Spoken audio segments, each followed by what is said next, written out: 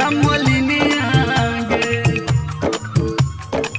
भोरे तू अइहा मलिनिया गे। माँ गायत्री रिकॉर्डिंग स्टूडियो। डाला सजा के माला बना के माला बना के।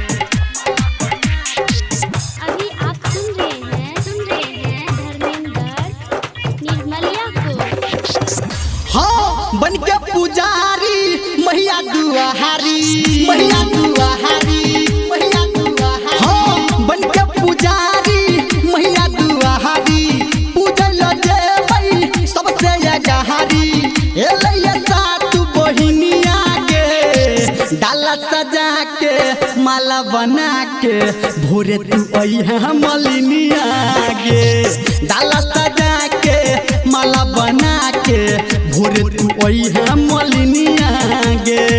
डाला सजा के माला बना के भोरे तू अइहा मलिनिया गे। भोरे तू अइहा मलिनिया गे। भोरे तू अइहा मलिनिया गे। अभी आप सुन रहे हैं डाला सजा के माला बना के माला बना के। हाँ देवो सोना के तोरा कंगना गे ए गजे हमारा तू अंगना गे ए गजे हमारा तू अंगना गे। हे देवो सोना के तोरा कंगना गे ए गजे हमारा तू अंगना गे ए गजे हमारा तू अंगना गे। करिहन देवी पूजन बेहरी करिहन देवी पूजन बेहरी करबै माँ के पूजनिया गे। डाला सजा के माला बना के भोरे तू अइहा मलिनिया गे। डाला सजा के माला बना के भोरे तू अइहा मलिनिया गे। डाला सजा के माला बना के भोरे तू अइहा मलिनिया गे। भोरे तू अइहा मलिनिया गे।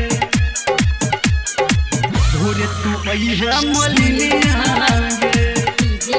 ओम शंकर परसा खरभिंडा। डाला सजा के माला बना के माला बना के। हाँ हाँ पूरा भो जेतै हमर आसरा गे मैया के गोइबै हम पचरा गे मैया के गोइबै हम पचरा गे। हे गे पूरा भो जेतै हमर आसरा गे मैया के गोइबै तब पचरा गे मैया के गोइबै तब पचरा गे। हाँ धर्मेंद्र निर्मलिया कहै छौ संजय गौतम संतु कहै छौ गाबी के तोरा भजनिया गे। डाला सजा के माला बना के भोरे तू अइहा मलिनिया गे। डाला सजा के माला बना के भोरे तू अइहा मलिनिया गे। डाला सजा के माला बना के भोरे तू अइहा मलिनिया गे। बन के पुजारी मैया दुआहारी पूजल जेबै सबसे अगहारी एलैया सात बहिनिया गे।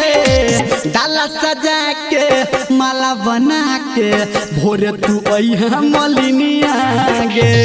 डाला सजा के माला बना के भोरे तू अइहा मलिनिया गे।